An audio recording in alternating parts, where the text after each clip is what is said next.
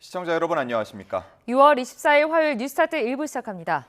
이란이 카타르와 이라크 미군 기지에 대한 미사일 보복 공격에 나선 가운데 지금까지 사상자는 없는 것으로 파악됐습니다. 이란은 미군 기지 공격 전 공습 계획을 미국에 사전 통보한 것으로 알려져 제한적인 공격이었다는 평가가 나오고 있습니다.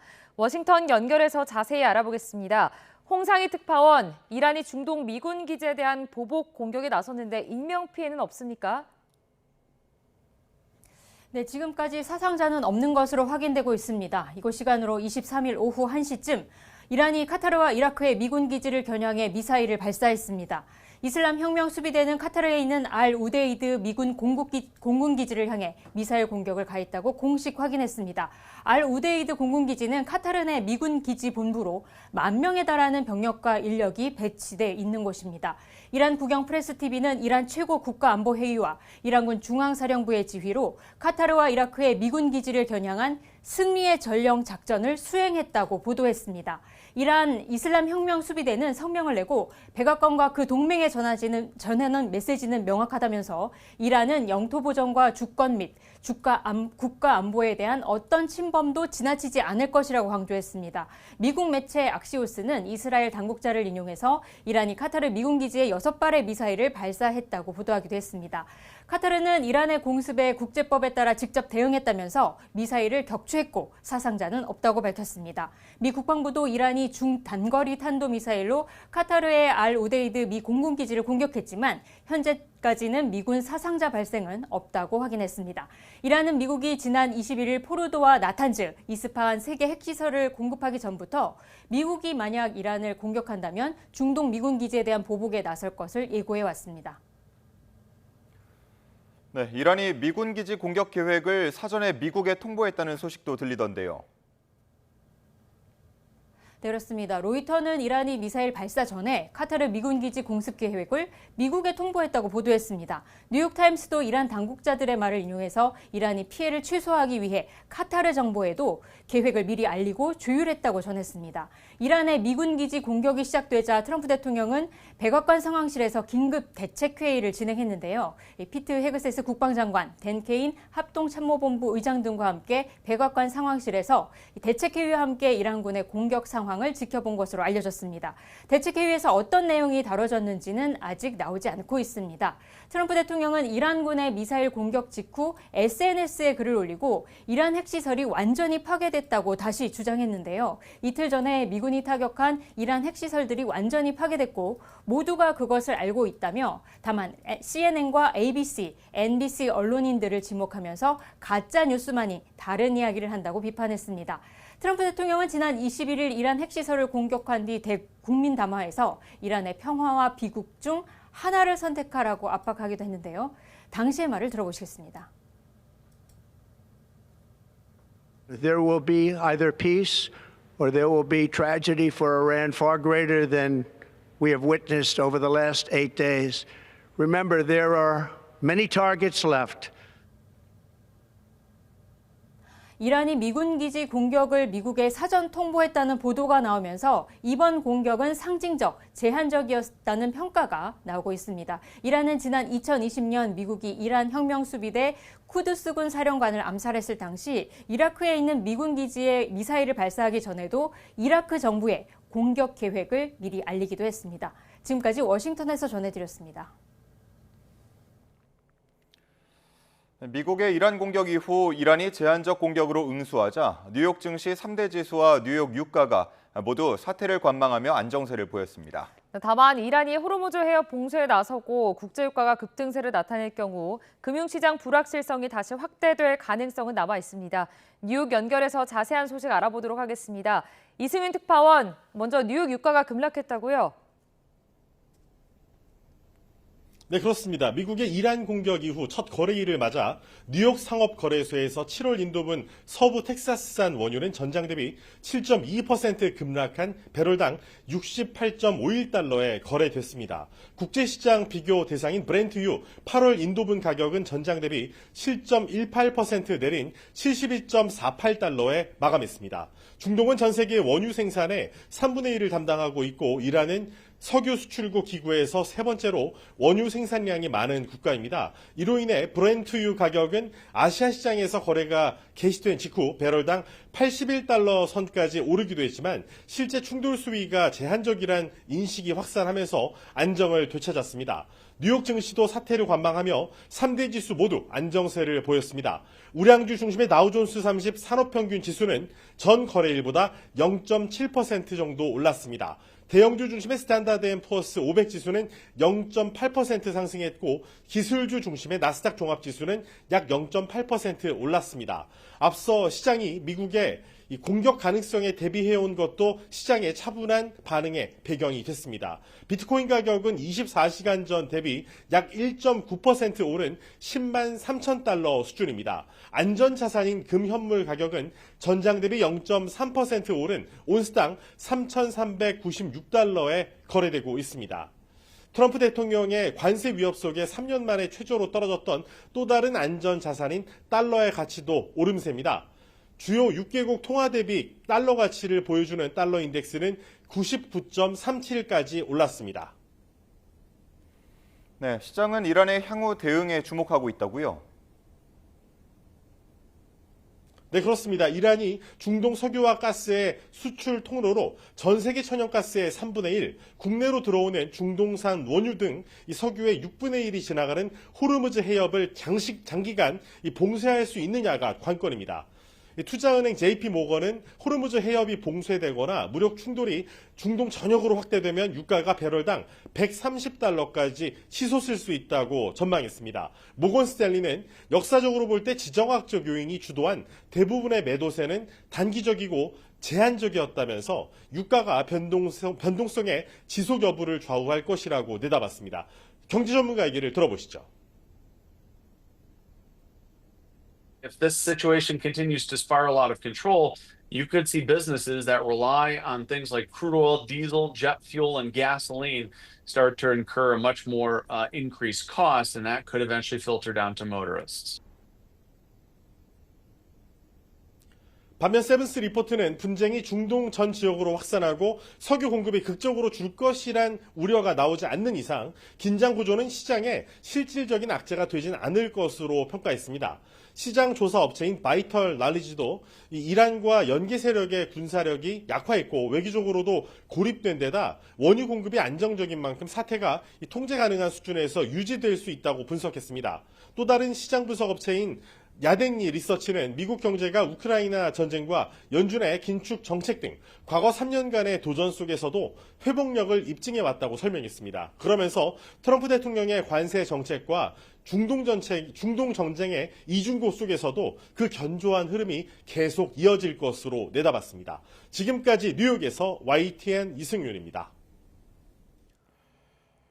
이스라엘에 체류 중이던 우리 국민과 재외동포 40여 명이 민관 공조 아래 무사히 육로를 통해 인접국인 이집트로 대피했습니다.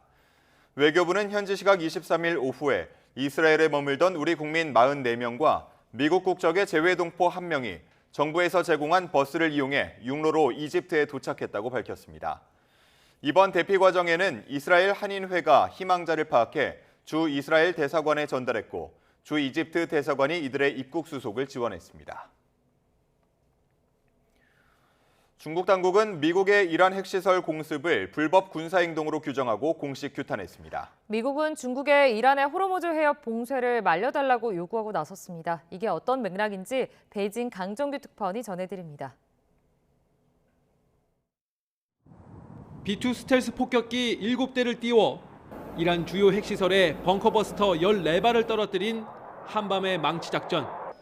중국은 미군의 이번 공습을 국제법 위반으로 규정하고 공식 비난했습니다. 폭격당한 이란 핵시설 3곳이 국제원자력기구 IAEA 관리 감독 아래 있었다는 점을 이유로 꼽았습니다. 유엔 안전보장이사회에서도 이란을 도와 미국을 규탄했습니다. 中方强烈谴责美方袭击伊朗，武力换不来中东的和平，对话谈判才是根本出路。 러시아와 파키스탄까지 가세해 무조건 휴전을 촉구하는 결의안 초안도 제출했습니다. 둘로 쪼개진 유엔 안보리, 올해 말까지 비상임 이사국인 우리나라도 표결에 참여해야 합니다. 이란이 보복 수단으로 호르무즈 해협 봉쇄 카드를 꺼내자 미국은 중국이 말려야 한다고 주장했습니다. 마코 루비오 국무장관이 폭스뉴스 인터뷰를 통해 베이징에서 이란에 연락해보라고 권고한 겁니다. 중국이 호르무즈 해협을 통해 석유를 대량 수입하는 만큼 직접 나서야 한다는 취지입니다. 이란이 해협을 봉쇄하더라도 미국엔 큰 지장이 없다고 비꼬는 말로도 들립니다. 中方呼吁国际社会加大努力，推动冲突降级，防止地区局势动荡，对全球经济发展造成更大的影响。 그동안 미국의 제재에 막힌 이란산 원유 90%를 헐값에 수입해온 중국. 대답은 원론적이었지만 고심도 읽힙니다. 베이징에서 YTN 강정규입니다. 이시바 시게로 일본 총리가 중동 정세 불안으로 애초 계획을 바꿔 나토 정상회의에 불참하기로 했습니다. 일본 정부는 미국의 이란 핵시설 공격을 사실상 옹호하고 나섰는데 이란의 호르무즈 해협 봉쇄 가능성에 촉각을 곤두세우고 있습니다. 도쿄에서 김세우 특파원의 보도입니다. 이시바 총리가 예정된 나토 정상회의에 결국 참석하지 않기로 했습니다. 미국의 이란 핵시설 공격으로 중동 정세가 긴박해진 데 따른 조치로 풀이됩니다. NHK는 도널드 트럼프 미국 대통령도 불참할 가능성이 있고 초청을 받은 이재명 대통령도 참석하지 않기로 한 상황 등을 고려한 것으로 보인다고 전했습니다. 일본 정부는 사태의 조기 진정이 중요하고 대화를 통한 해결을 강조했습니다. 我が国としては事態を早期に沈静化することがまずは何よりも重要であると考えております。同時にイランの核兵器開発は阻止されなければなりません。 그러면서도 미국의 이란 핵시설 폭격은 사실상 옹호에 나섰습니다. 今回の米国の対応は事態の早期沈静化を求めつつイランの核兵器保有を阻止するという決意を示したものと承知をしております。 하지만 이시바 총리는 지난 13일 이스라엘의 이란 공습을 허용할 수 없다고 비판한 바 있어 일본 정부 태도가 오락가락한다는 비판도 나옵니다.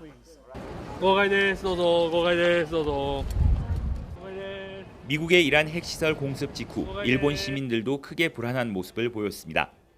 怖いですよね。まだやっぱりアメリカって世界の中心の国じゃないですか。そこがまた戦争に踏み出しちゃったのかっていうの。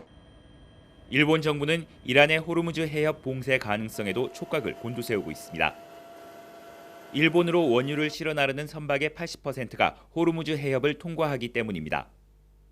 미국의 이란 핵시설 폭격으로 중동 정세의 불안이 고조되면서 일본의 외교안보와 통상 전반에 걸친 불확실성도 커지고 있습니다. 도쿄에서 YTN 김세우입니다.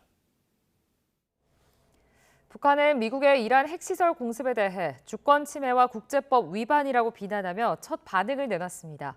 북한 외무성 대변인은 조선중앙통신을 통해 주권 존중과 내정 불간섭을 기본 원칙으로 하는 유엔 헌장과 기타 국제법 규범들을 엄중히 위반하고 주권 국가의 영토와 안전을 난폭하게 유린한 미국의 공격 행위를 강력히 규탄한다고 밝혔습니다. 이어 현 중동 사태를 끊임없는 전쟁과 영토 팽창으로 일방적 이익을 확대해온 이스라엘의 만용과 이를 용인하고 부추겨온 서방식 자유질서가 낳은 필연적 산물이라고 규정했습니다. 이재명 대통령이 대통령실 주요 참모진이 참석하는 수석 보좌관 회의를 처음으로 열고 중동 사태 대응책을 집중적으로 다뤘습니다. 이 대통령은 전 부처의 비상 대응을 지시하며 이미 편성된 추경안에 중동 사태 관련 예산을 담을 수 있을지도 검토해달라고 주문했습니다. 정인용 기자입니다. 이재명 대통령이 취임 19일 만에 첫 수석 보좌관 회의를 열고 2시간 동안 11건의 주요 현안을 점검했습니다. 참모진 진용이 어느 정도 갖춰지며 처음 회의를 연 건데 핵심 의제는 단연 미국의 이란 핵시설 타격으로 급부상한 중동 문제였습니다. 이 대통령은 중동 상황이 위급하다며 전 부처에 긴급 대응을 지시했습니다. 대통령실을 비롯해서 전 부처가 비상 대응 체계를 좀 갖춰서 비상한 대응을 해야 될 것으로 생각이 됩니다. 특히 가뜩이나 고물가로 국민 고통이 큰데 유가 인상과 맞물려 물가 불안이 우려된다며 합당한 대책을 마련해달라고 강조했습니다. 이미 내수 활성화를 위해 정부 추경안이 편성됐지만 중동 사태를 고려한 추경안 보완도 고민해달라고 요청했습니다. 혹시 필요하다면 중동 사태에 대비한 추가의 대안들도 필요하다면 만들어서 국회와 적극적으로 협조해서 방안을 강구하시기 바랍니다. 이 대통령은 또 금융 외환 시장이 상당히 불안정해지고 있다며 경제적 불확실성이 확산하지 않도록 신속한 조치를 주문했습니다. 그러면서 향후 수석 보좌관 회의 운영에 대한 당부도 잊지 않았습니다. 대통령께서는 실장이나 수석 비서관뿐만 아니라 해당 실무자도 함께 회의에 참석해 촘촘하고도 신속한 대책을 세워달라고. 이런 가운데 이 대통령의 나토 정상회의 불참 배경에는 트럼프 미국 대통령과 회담 불발 가능성이 적지 않은 영향을 미친 걸로 확인됐습니다. 대통령실 고위 관계자는 중동 문제로 트럼프 대통령이 나토 회의에 체류하는 일정 또한 축소되면서 회담 조율이 여의치 않았다고 말했습니다. 대통령실은 미국과의 정상회담을 계속 추진하겠다는 입장인데 중동 사태 여파로 단시간에 한미 정상이 마주 앉긴 어려울 거란 관측도 나옵니다. YTN 정인용입니다. 중동 정세의 불안이 고조된 가운데 이재명 대통령이 오늘 국무회의를 주재합니다. 이 대통령은 취임 이후 직접 연 4번째 국무회의에서 관계부처 국무위원들과 함께 중동 사태 대책 등을 논의할 것으로 보입니다. 이재명 대통령이 취임 이후 처음으로 장관 후보자에 대한 인선을 단행했습니다. 네, 모두 11개 부처인데 국방과 통일부 장관에 각각 안규백, 정동영 의원이 지명됐고 전임 정부에서 임명된 송미령 농림축산식품부 장관은 유임됐습니다. 강진원 기자의 보도입니다. 이번 주 나토 정상회의에 가지 않기로 한 이재명 대통령이 불참 결정 발표 이후 하루 만에 첫 장관 후보자 인선 결과를 공개했습니다. 11개 부처와 국무조정실장이 대상입니다. 먼저 국방부 장관 후보자로는 오선 중진으로 국회 국방위 경험이 풍부한 더불어민주당 안규백 의원이, 통일부 장관 후보로는 노무현 정부 때 통일부 장관을 역임한 정동영 의원이 지명됐습니다. 북한과의 대화 여건을 조성하고 한반도 긴장 완화에 돌파구를 마련할 적임자입니다. 외교부 장관 후보자로는 조현 전 주 UN 대표부 대사가, 과학기술정보통신부 장관 후보로는 백영훈 LG AI 연구원장이 선정됐습니다. AI 3대 강국 달성을 위해 어렵게 모신 전문가로 하정우 AI 미래기획 수석과 함께 AI 국가 경쟁력을 높일 것으로 기대합니다. 여성가족부 장관 후보자로는 강선우 더불어민주당 의원이, 해양수산부와 환경부 장관 후보자로는 역시 민주당 소속인 전재수, 김성환 의원이 각각 꼽혔습니다. 중소벤처기업부 장관 후보자로는 한성숙 전 네이버 대표가, 고용노동부 장관 후보로는 김영훈 전 민주노총 위원장이 지명됐고, 총리실 국무조정실장에는 윤창열 전 국무조정실 차장이 임명됐습니다. 보수와 진보를 아우르는 인선도 있었습니다. 국가보훈부 장관 후보자로는 국민의힘의 전신인 한나라당 소속 국회의원을 지낸 권오을 전 의원이 지명됐고, 전임 정부에서 임명된 농림축산식품부 송미령 장관은 유임됐습니다. 주요 부처 장관 후보자들이 한꺼번에 지명되면서 본격적인 국회 인사청문회 전국이 펼쳐질 것으로 보입니다. YTN 강진원입니다. 오늘의 주요 국회 일정입니다. 정부와 여당이 오늘 오후 중동 사태 대응 방안을 논의하는 긴급회의를 엽니다. 당정은 이스라엘의 분쟁이 우리 안보와 경제에 미치는 영향을 점검하고 정부의 대응 방침 등을 논의할 예정입니다. 회의는 비공개로 진행되며 이뭉순 국가안보실 2차장과 더불어민주당 최고위원 등이 참석합니다. 우원식 국회의장이 오늘 오전 11시 국회에서 새 여야 원내대표와 첫 회동을 합니다. 더불어민주당 김명기 원내대표와 국민의힘 송원석 원내대표를 비롯해 양당 원내정책운영수석부 대표들이 참석할 예정입니다. 추경안 심사를 위한 국회 본회의 일정 등을 두고 여야가 이견을 보이는 가운데 국회의장이 직접 중재에 나설 거란 관측도 나옵니다. 앞서 어제 여야 원내수석부 대표가 국회 상임위원장 배분 등을 논의하기 위해 만났지만 합의에 이르지 못했습니다. 국회는 오늘부터 이틀 동안 김민석 국무총리 후보자에 대한 인사청문회를 진행합니다. 국민의힘은 김 후보자의 재산 형성 과정과 금전거래 의혹, 중국 칭화대 석사학위 취득과 아들 특혜 논란 등을 집중적으로 파고들 전망입니다. 반면 민주당은 김 후보자가 국무총리 역할을 제대로 할 적임자라는 점을 부각하며 방어전을 펼칠 것으로 예상됩니다. 청문회가 마무리되면 국회는 본회의를 열어 임명동의안을 표결에 붙이는데 국무총리의 임명동의안은 재적의원 과반 출석에 출석의원 과반 찬성으로 의결됩니다. 더불어민주당 박찬대 의원이 집권 여당의 첫 대표직에 도전장을 내밀었습니다. 앞서 출마를 선언한 정청래 의원에 이어 차기 민주당 대표 선거는 친명 인사들의 선명성 경쟁으로 치러질 전망입니다. 황보혜경 기자입니다. 민주당 원내대표를 지낸 삼선 박찬대 의원이 차기 당대표 출마를 선언했습니다. 이재명 대통령의 대표 시절 호흡을 맞췄고 탄핵 정국에선 당대표 직무대행으로 대선 승리를 이끈 경험을 언급하며 검증된 원팀임을 내세웠습니다. 이재명 정부의 성공에 모든 역량을 집중하겠다며 친명 선명성을 거듭 강조했습니다. 지금까지는 이재명이 박찬대의 곁을 지켜줬지만 이제부터는 박찬대가 이재명의 곁을 지켜줘야 한다고 반문했습니다. 일찌감치 당대표 출마를 공식화한 4선 정청래 의원이 강조한 것도 이재명 대통령과의 일체감이었습니다. 이재명 정부의 성공을 위하여 더불어민주당 당대표로 이재명 대통령과 한 몸처럼 행동하겠습니다. 이재명이 정청래이고 정청래가 이재명입니다. 두 후보가 이 대통령과의 호흡, 이른바 찐명 후보임을 전면에 내건 만큼 향후 당권 레이스는 선명성 경쟁으로 흘러갈 전망입니다. 지지층 사이에선 벌써 과열 양상도 보이는데 박 의원은 계파 갈등 우려에 선을 그었습니다. 내부 경쟁에서 이겨보겠다고 상처 주고 분열할 만큼 어리석지 않습니다.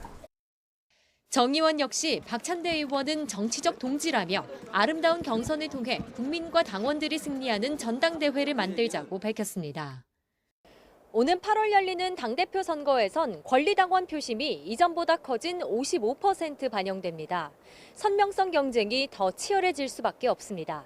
YTN 황보혜경입니다. 한 줄 뉴스입니다. 대한석유협회는 이란의 호르무즈 해협 봉쇄 경고와 관련해 현재까지 유조선 운항에 차질은 없는 것으로 확인됐다고 밝혔습니다. IBK 기업은행이 직원 7명이 수년간 기업에 40억 원대 부당대출을 해주고 이자 배당 등 이익을 챙긴 사실을 확인하고 곧바로 해당 직원을 대기 발령했습니다. 서울 집값이 빠른 속도로 오르며 강남 3구 아파트의 경우 매매 가격 대비 전세 가격의 비율을 뜻하는 전세가율이 30%대까지 떨어진 것으로 나타났습니다.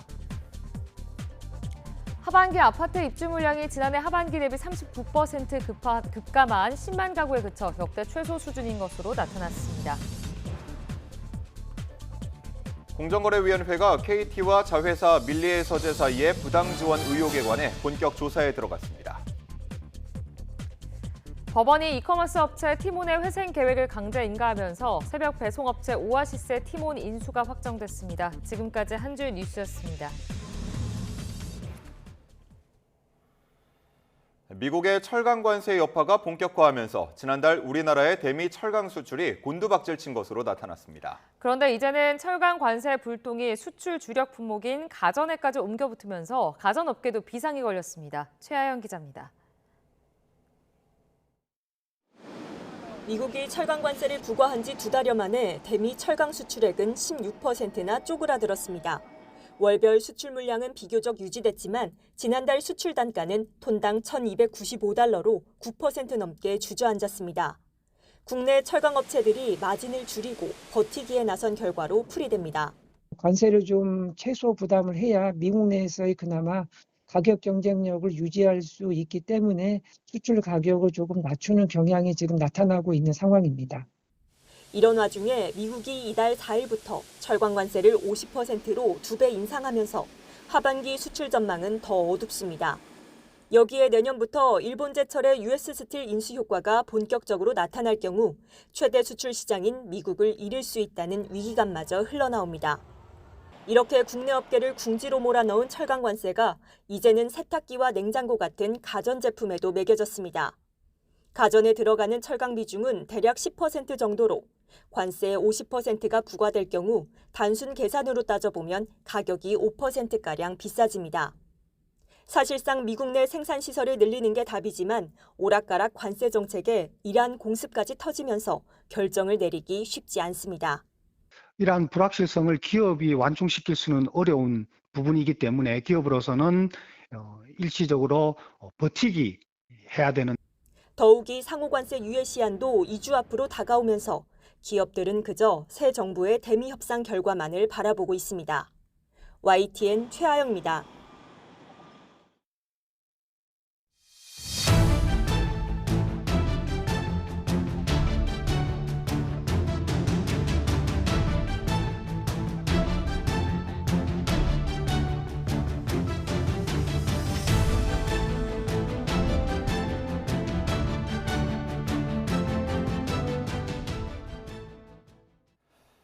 이란이 카타르에 있는 미군 기지를 공격하기 전에 미국에 미리 알렸다고 로이터 통신이 보도했습니다.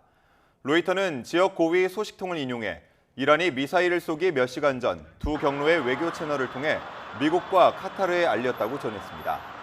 앞서 뉴욕타임스도 이란이 피해를 최소화하기 위해 카타르 정부의 계획을 미리 알리고 조율했다고 이란 당국자를 인용해 보도했습니다. 카타르 외교부는 이란 미사일을 요격했고 미사일 공습 전 대피가 이루어져 사상자는 발생하지 않았다고 밝혔습니다.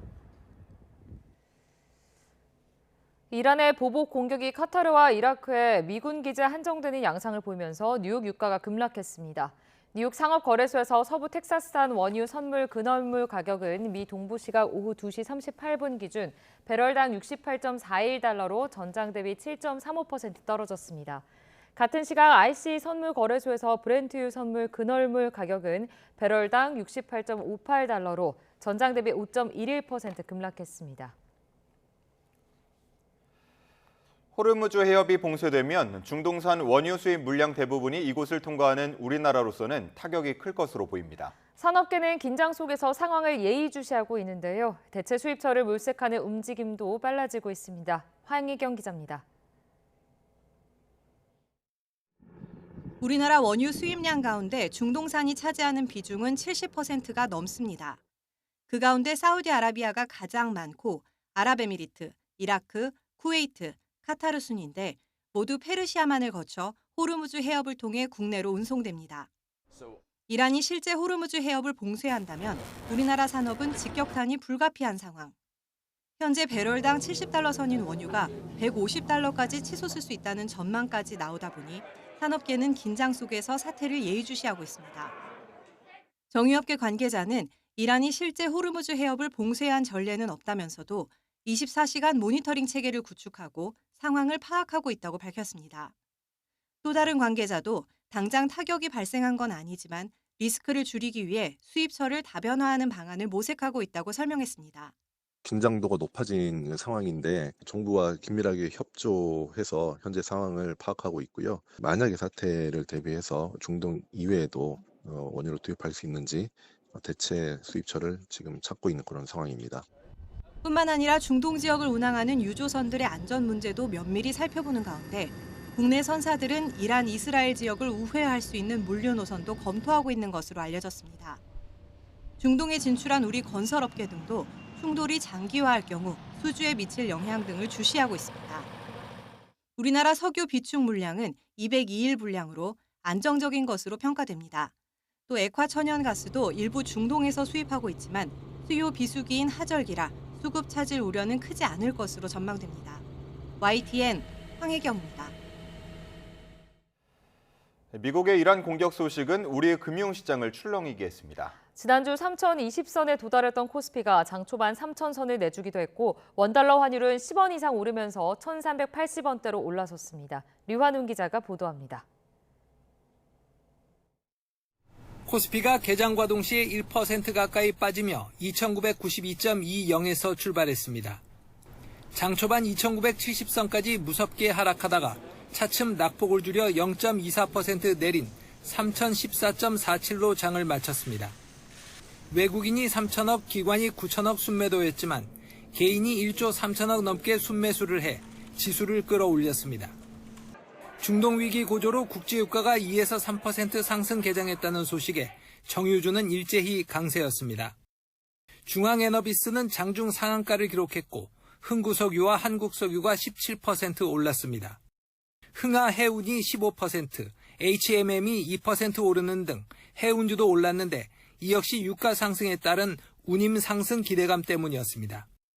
코스닥 지수는 코스피보다 낙폭이 더 컸는데 1.50% 내린 779.67로 개장해 772선까지 빠졌다가 0.85% 내린 784선으로 마감했습니다.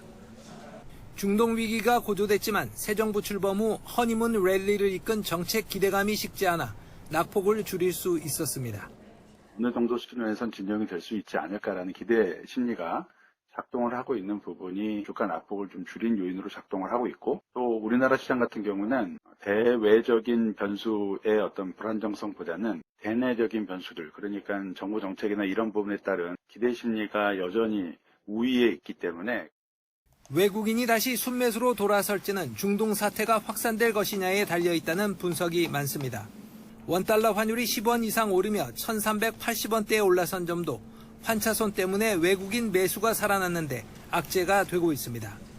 당분간 원달러 환율은 국제유가에 큰 영향을 받고 현재 70달러대인 유가가 90달러대까지 오른다면 지난 1분기 고점인 1460원대까지 갈 가능성도 있다는 분석이 나오고 있습니다. YTN 유환홍입니다. 윤석열 전 대통령의 배우자 김건희 여사와 관련된 각종 의혹을 수사하는 특검팀이 특검법에 규정된 최대 인원인 검사 40명에 대한 파견 요청을 마쳤습니다. 최상병 특검팀과 내란 특검팀도 속속 인선의 속도를 내며 준비 마무리 단계에 돌입하고 있습니다. 이준엽 기자가 보도합니다. 김건희 특검팀이 법에 규정된 파견검사 요청 인원 40명을 꽉 채웠다고 밝혔습니다. 총경 1명과 경정 2명을 포함한 경찰 14명도 추가로 파견을 요청했습니다. 수사 대상이 16가지에 달하는 만큼 담당을 어떻게 배분할지도 관심인데 부장급 파견검사가 각각 팀장을 맡은 8개 팀이 2가지씩 수사를 맡는 안을 검토하는 것으로 알려졌습니다. 수사팀별로 사안별 수사팀 계획은 어떠신지 차츰 말씀드리겠습니다. 조만간 파견검사 회의를 통해 확정될 것으로 보이는데 특검팀이 사용할 KT 광화문 웨스트 빌딩 13층도 막바지 내부 공사 작업이 진행 중인 것으로 전해졌습니다.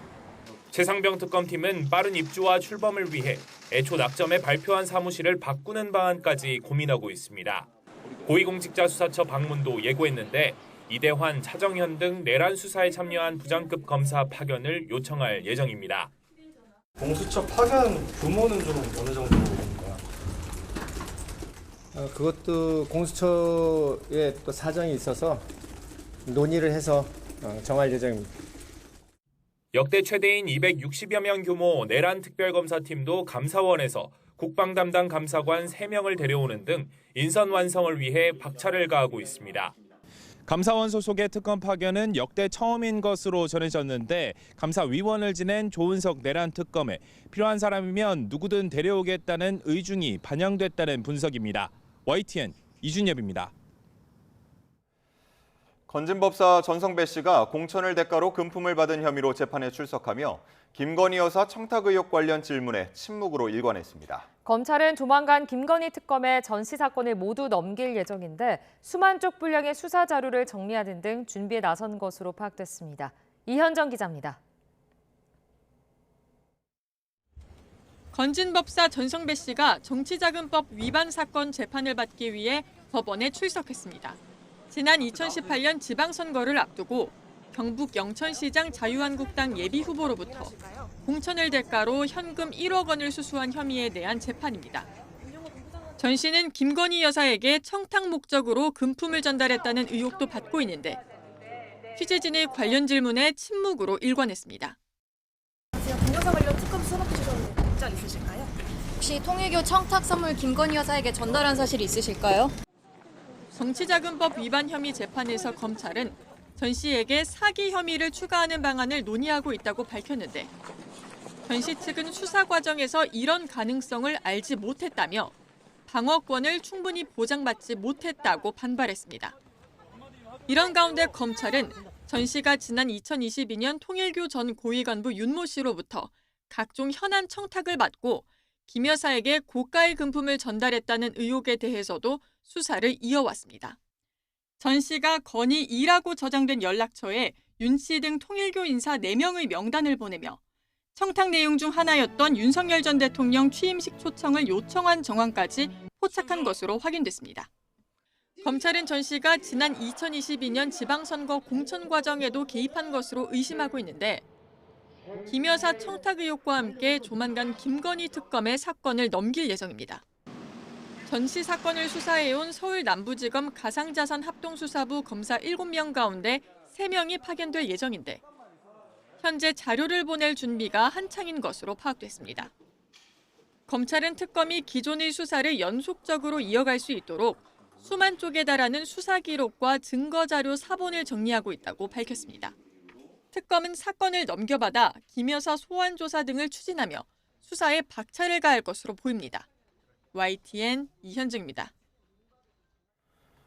법원이 김용현 전 국방부 장관의 추가 구속영장을 위한 신문을 내일로 연기하기로 했습니다.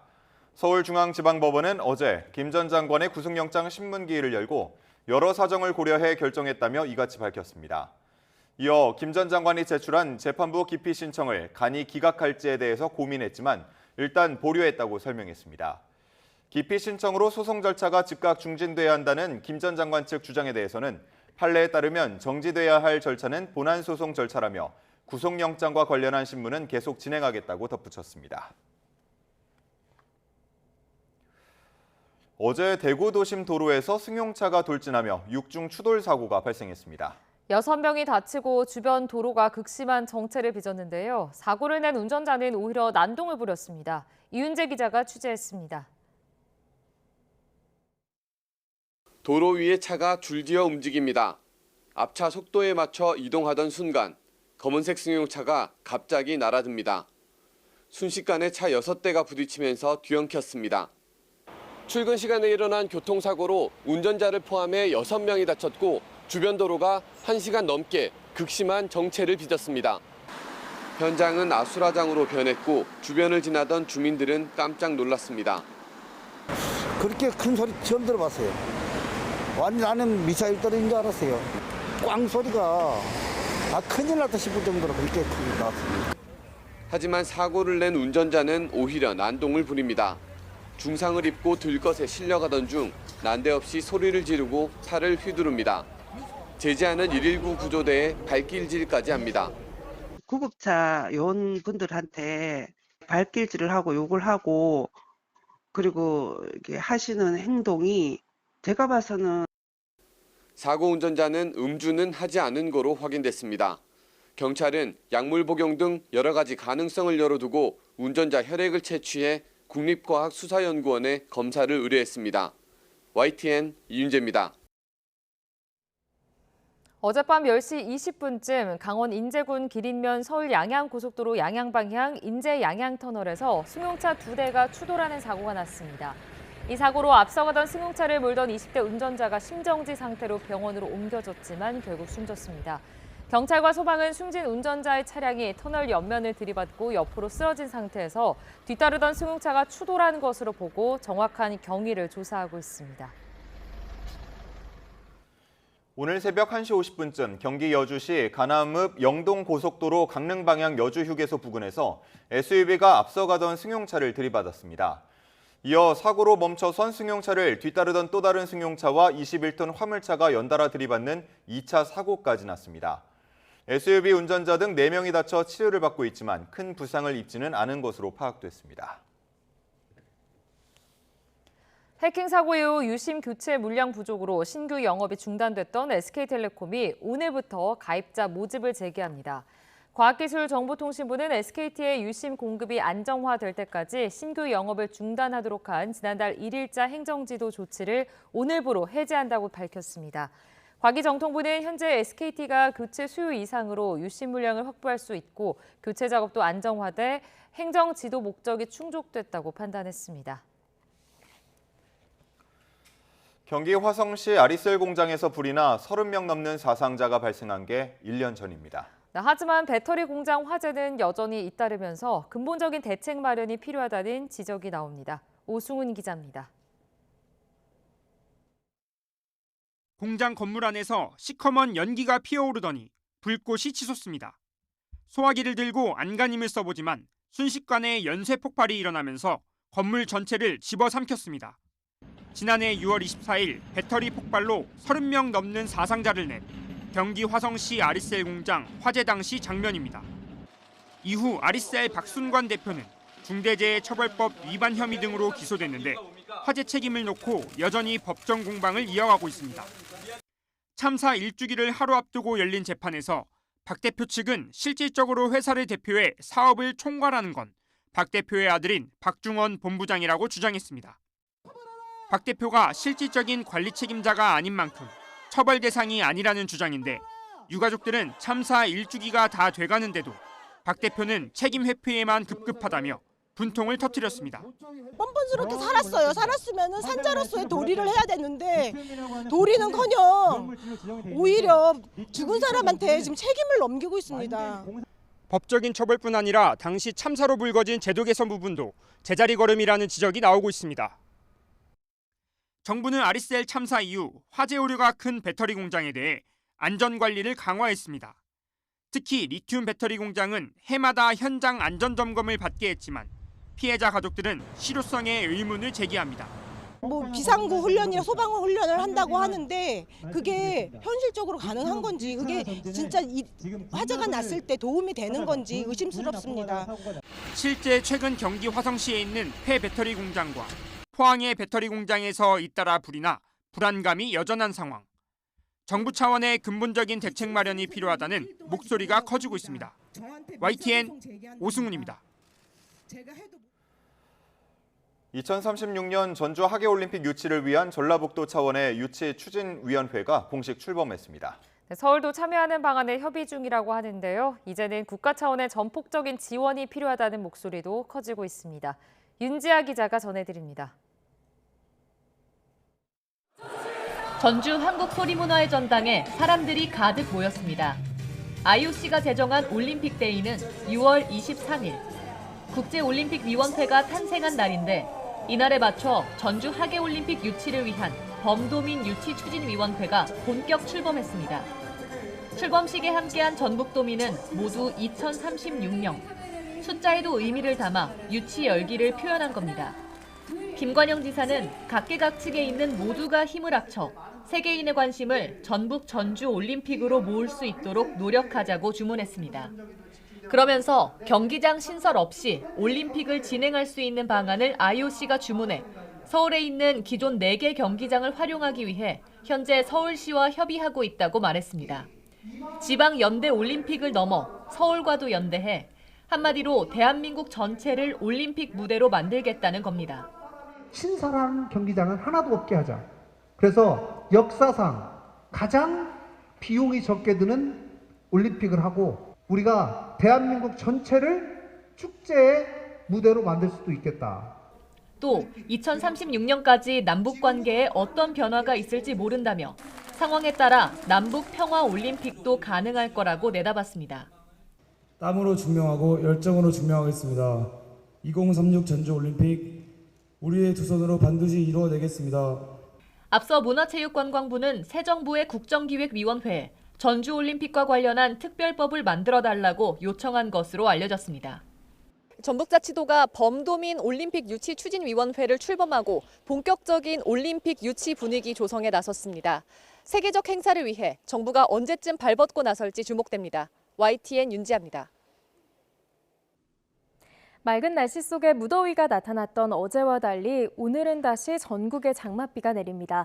오늘 대구의 한낮 기온은 25도로 어제보다 7도가량 크게 내려가겠지만 비가 늦게 시작되는 중북부 지방은 서울이 30도까지 오르는 등 낮더위가 이어지겠습니다. 현재 제주도에만 비가 내리는 가운데 점차 남부지방에도 비구름이 확대하겠고요. 서울 등 수도권과 강원 북부 지역은 퇴근길 무렵부터 비가 점차 시작되겠습니다. 예상되는 비양은 경남의 최고 80mm, 그 밖의 지역은 최고 60mm가 되겠고 곳에 따라 시간당 10에서 20mm의 비가 벼락과 돌풍을 동반하며 내릴 수 있겠습니다. 현재 기온 살펴보겠습니다. 서울 23.8도, 대전은 21.8도로 출발하고 있고요. 낮 기온도 보시면 서울이 30도, 광주와 대구는 25도가 예상됩니다. 제주도의 비는 오늘 오전이면 그치겠지만 그 밖의 내륙은 내일 밤까지 산발적으로 이어지겠고요. 장마가 소강 상태를 보이는 목요일과 금요일은 대체로 흐리고 후텁지근할 전망입니다. 날씨였습니다. 이상으로 뉴스타트 1부 마칩니다. 잠시 후 2부가 이어집니다. 함께해 주신 여러분 고맙습니다.